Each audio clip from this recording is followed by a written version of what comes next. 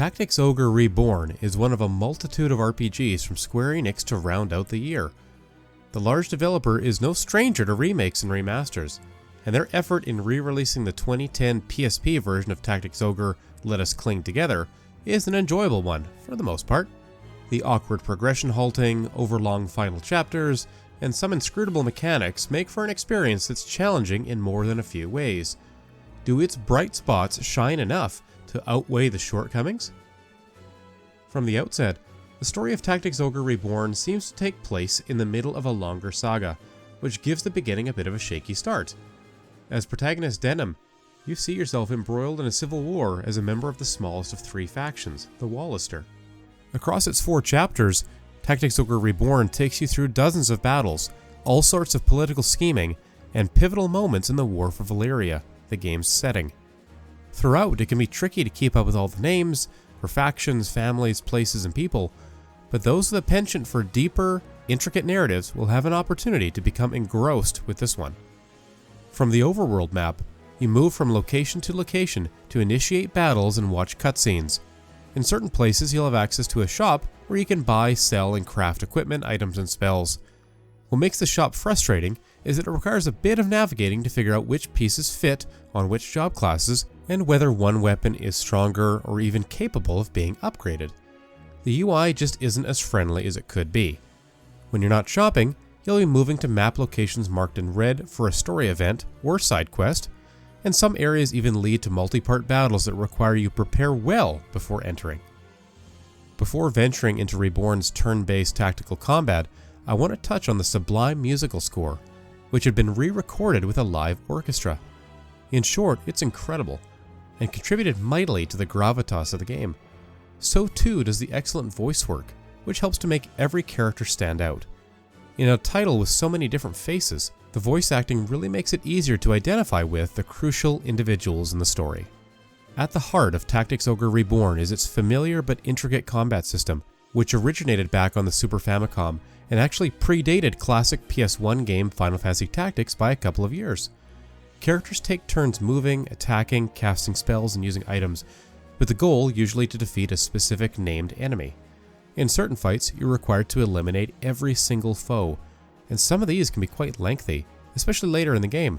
There's a single speed up option that helps to move things along, but it would have been nice to see a few more speeds to choose from. That said, the abundance of combat in the game, sometimes at the cost of longer story beats, may work in the game's favor, given how darn compelling it is.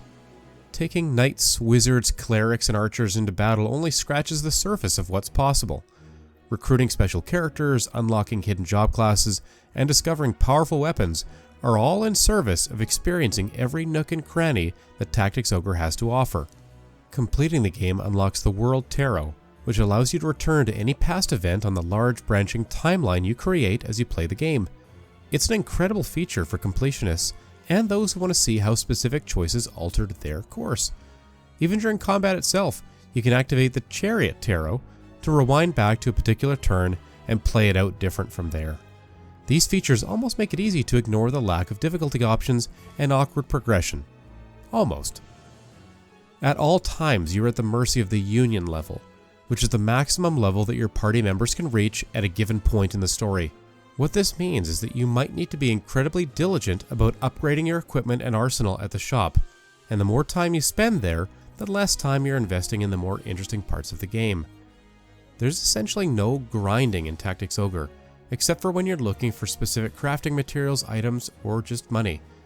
In many of the battles you engage in, the enemies will be at or just above your Union level, and winning these only to see thousands of experience points just thrown away seems a cruel system.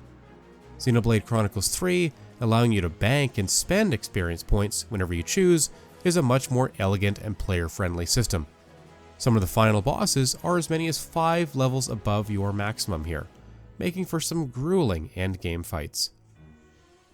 What really impressed me during my time with Tactics Ogre Reborn was the enemy AI, and in particular the AI settings that can be applied to your own party. In general, the computer-controlled allies and adversaries make smart decisions and adapt to what's in front of them. Nowhere was this more evident than when I used the Chariot Tarot to rewind time and watch my opponents take completely different actions based on even a single new move of mine. While my final impression of Tactics Ogre Reborn is a positive one, I'm also left wanting in some noticeable ways. The final 3 to 5 hours of the game are nothing but a slog, and the greatest culprit is a 4-part dungeon that comes on the heels of one that can include as many as 10 combat encounters. All of this without a chance to shop too. I certainly understand the purpose of the Union level, but it's an inelegant solution to a problem that other RPGs have themselves faced. Still, the aesthetics remain true to the original versions of the game, and the audio experience is simply marvelous.